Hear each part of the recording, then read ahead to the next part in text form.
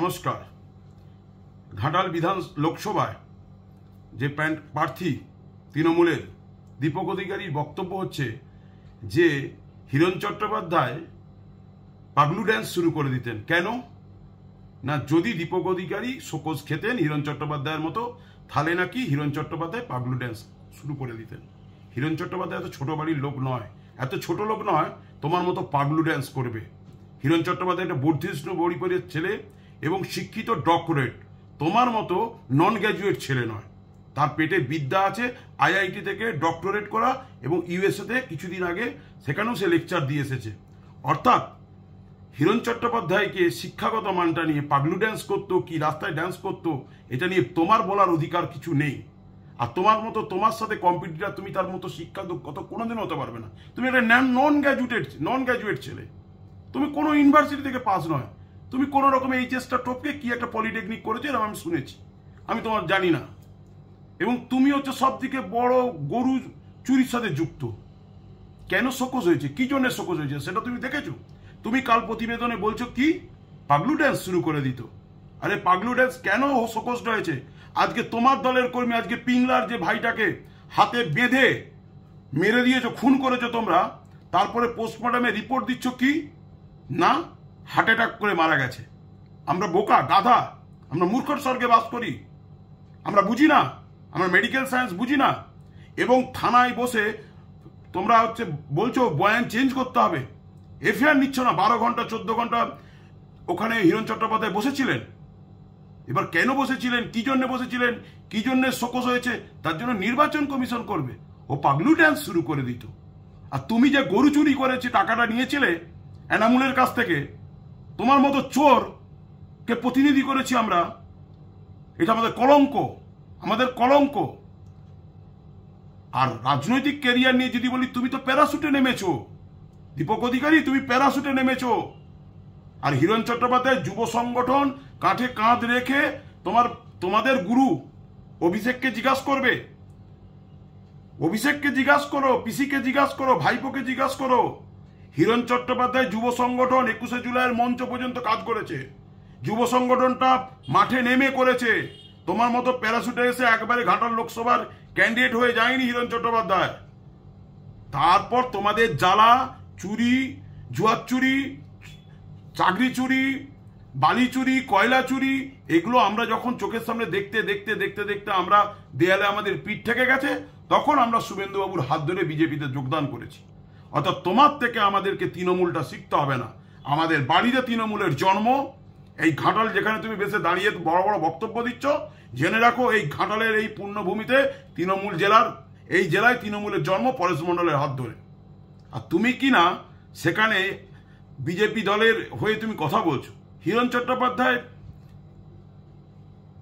বিজেপিতে এসেছে, সে হচ্ছে এমএলএ হয়েছে, তারপরে সে কাউন্সিলর হয়েছে। তুমি কোনোদিনও কাউন্সিলর হয়েছো? তুমি কোনোদিনও এমএলএ হয়েছো? তুমি তো লাফিয়ে দিদির দৌলতে এমপি হয়ে গেছো। হ্যাঁ, দিদির সিম্বলটা সরে যাক দেখি তুমি কি করে একবার এমপি হও দেখবো। বড় বড় কথা বলছো। আজকে আমরা দল ত্যাগ করতে বাধ্য হয়েছি, আর তোমার পাশে বসে বসে যিনি বড় বড় কথা বলছেন, তিনি কি না বালিচুরির টাকা কোথায় পাঠায় আমাদের জানতে কোনো বাকি নেই। তোমার দলের এক্স এমএলএ শঙ্কর দলই বলছে তুমি 30% টাকা ছাড়া কাজ করো না। তোমার প্রতিনিধির ভয়েস কল রামপদ মান্না চাকরি দেওয়ার নাম করে কোটি কোটি টাকা তুলছে, সেটা চলে যাচ্ছে, পৌঁছে যাচ্ছে। এসএস আলাম, তিনি পরশুদিন কালকে ভাইরাল হয়েছে একটা ভিডিও, সে টাকাটা সে ভদ্রলোক দিয়েছে, তার টাকার সমস্ত কিছু হুইল চেয়ার থেকে হ্যান্ডিক্যাপদের থেকে শুরু করে সমস্ত বন্যার সময় ত্রাণ তার টাকায় দেওয়া হয়েছে। আর বড়াই করছো তুমি, বড় বড় কথা বলছো, তুমি বড় বড় জ্ঞান দিচ্ছ, আমরা শুনে নিচ্ছি, এসে এরকম করে হাত নাড়াচ্ছ না। আর প্রত্যেকটা জায়গায় শুনে রাখুন, আমাদের না একটা ড্রেস বলে জিনিস আছে, কোথায় কি পরে যেতে হয়। আমি বাড়িতে ট্রাউজার গেঞ্জি পরে থাকতে পারি বা আমার হাউস ড্রেস পরে থাকতে পারি, কিন্তু আমি যখন রাস্তাঘাটে বা আমি কোনো জনসভায় যাব, সেখানে নিশ্চয়ই ওই ছেঁড়া জিন্স পরে লোফারদের মতো 420-র মতো শুটিং করতে ওঠার মতো মঞ্চ নয়। রাজনৈতিক মঞ্চটা যথেষ্ট মর্যাদাপূর্ণ একটা জায়গা, সেখানে ওই জিন্স পরে, ছেঁড়া জিন্স পরে, লাল চুল করে সেখানে এসব করার জায়গা নয়। গিয়ে বড় বড় কি জ্ঞান দিচ্ছ না, বড় শিক্ষিত তোরে। আরে হিরণের মতো ডক্টরেট 100 বছর চেষ্টা করলেও আর পারবি না।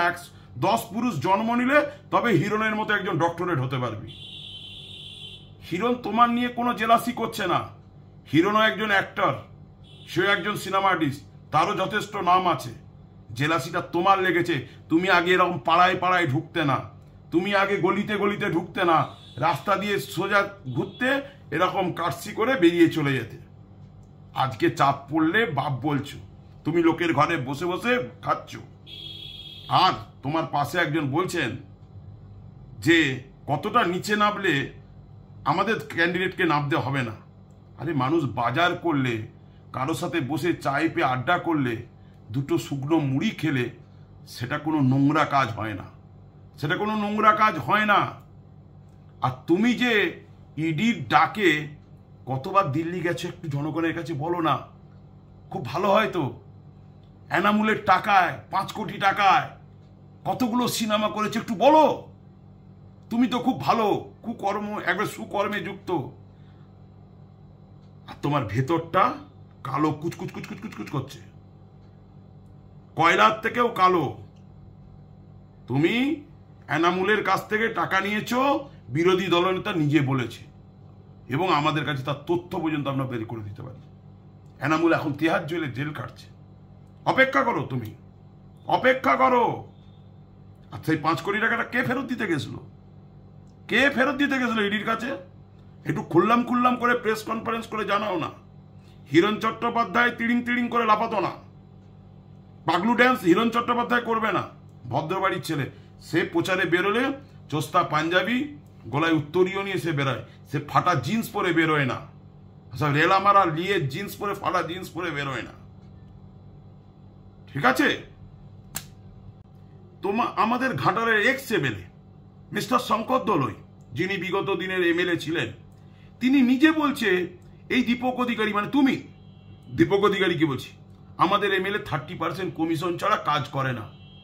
আমরা কি বিশ্বাস করতে পারি না? এটা আমার কথা নয়, এটা তোমার দলের এক্স এমএলএ শঙ্কর দলই বলছে।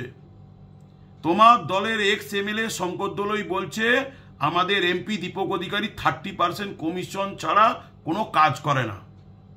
প্রমাণ করো শঙ্কর দলই, আর তুমি মুখামুখি বসো, আমরা দেখতে চাই কার কথাটা ঠিক, কার কথাটা ঠিক।